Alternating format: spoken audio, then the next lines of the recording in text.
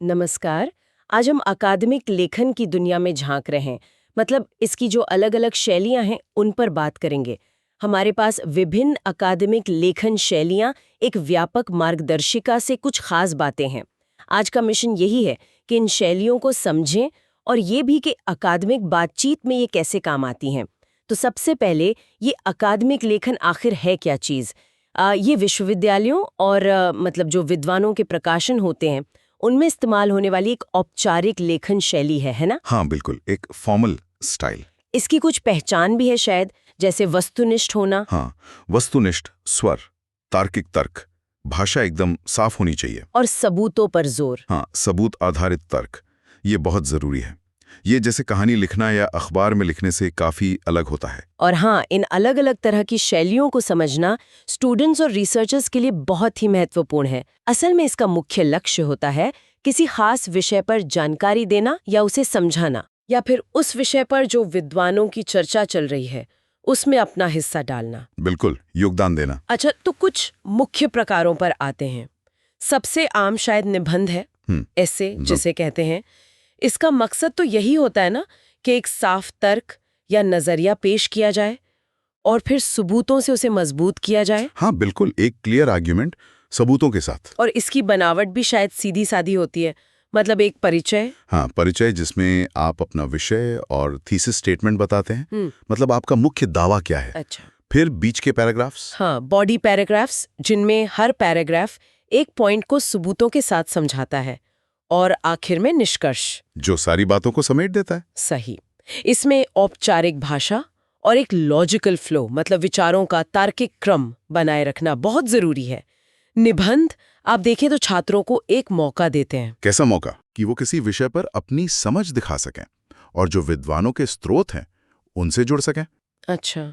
और दिलचस्प बात यह है कि ये सिर्फ जानकारी देना नहीं है, ये आपकी क्रिटिकल थिंकिंग, मतलब सोचने और विश्लेषण करने की क्षमता को भी दिखाता है। अच्छा, जैसे कोई उदाहरण? जैसे मान लीजिए इतिहास का निबंध है तो वो किसी घटना के कारणों का विश्लेषण कर सकता है, या फिर साहित्य का निबंध किसी किताब के जो विषय हैं उनकी व्याख्या कर सकता है। ये तो हुई निबंध की बात। लेकिन अगर किसी विषय पर और गहराई में जाना हो और खोजबीन करनी हो, तब शायद शोध पत्र यानी रिसर्च पेपर आता है। सुना है ये निबंधों से ज्यादा बड़े और विस्तृत होते हैं। हाँ, काफी ज्यादा विस्तृत। इसमें गहन शोध शामिल होता है, मतलब डीप रिसर्च। और इसका मकसद? किसी खास सवाल की तह तक जाना। हाँ, एक विशिष्ट शोध प्रश्न का पता लगाना और अक्सर अकादमिक बातचीत में कुछ नया जोड़ना, मतलब ज्ञान में योगदान देना। इसकी बनावट भी काफी अलग होती होगी फिर। सार, परिचय, लिटरेचर रिव्यू। इसकी संरचना थोड़ी जटिल होती है। सार यानी एब्स्ट्रैक्ट, परिचय, फिर साहित्य समीक्षा यानी लिटरेचर रिव्यू। ओह, और भी? हाँ, फिर कार्यप्रणाली यानी मेथोडोलॉजी, फिर आपके नतीजे यानी रिजल्ट्स, फिर उन पर चर्चा यानी डिस्कशन, और अंत में निष्कर्ष। इतने सारे हिस्से, ऐसा क्यों? ये सभी हिस्से मिलकर एक मजबूत और पारदर्शी तर्क बनाते हैं। शोध पत्र में बहुत बारीकी से काम करने का तरीका बताना पड़ता है। ढेर सारे हवाले यानी साइटेशंस देने होते हैं, और एपीए या एमएलए जैसी जो स्टाइल गाइड हैं उनका सख्ती से पालन करना होता है। अच्छा। ये विज्ञान, सामाजिक विज्ञान, मानविकी, इन सब में ज्ञान को आगे बढ़ाने के लिए बहुत जरूरी हैं। ये सिर्फ नियम नहीं है, बल्कि ये सुनिश्चित करते हैं कि आपका शोध भरोसेमंद हो और कोई और चाहे तो उसे दोहरा सके। समझ आया। एक और नाम सुना था, साहित्य समीक्षा यानी लिटरेचर रिव्यू।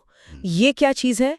क्या ये सिर्फ किसी विषय पर जो पहले से लिखा गया है उसका सारांश है? नहीं, सिर्फ सारांश नहीं, ये उससे कहीं ज्यादा है। ये किसी खास विषय पर अब तक जितना भी शोध हुआ है उसका एक आलोचनात्मक मूल्यांकन है, क्रिटिकल समरी एंड एनालिसिस। ओह, आलोचनात्मक।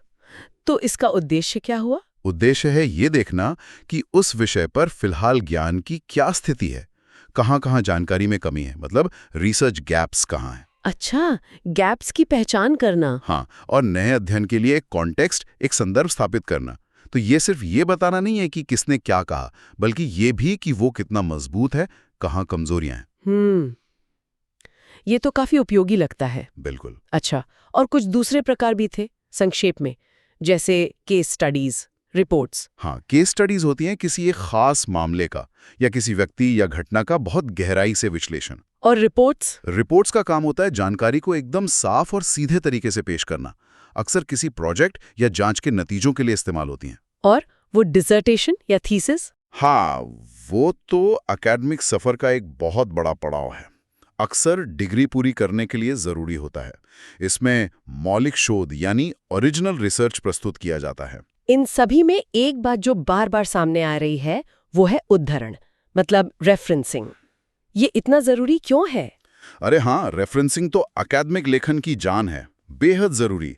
पहला तो ये कि आप मूल लेखकों को उनका श्रेय देते हैं।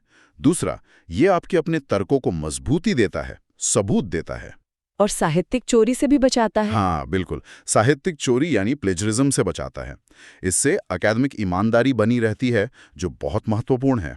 तो हमने आज एकेडमिक लेखन की कुछ मुख्य शैलियों पर बात की, निबंध, शोध पत्र, साहित्य समीक्षा और कुछ और भी।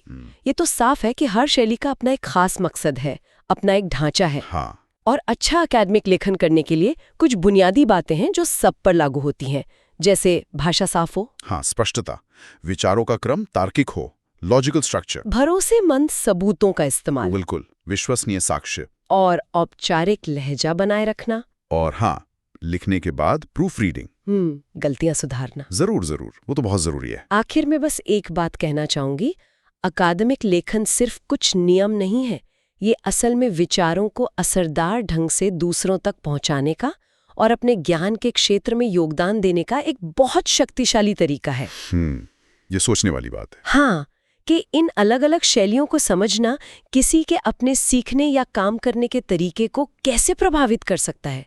क्या कोई ऐसी खास शैली है जिसके बारे में और जानने की इच्छा हो सकती है?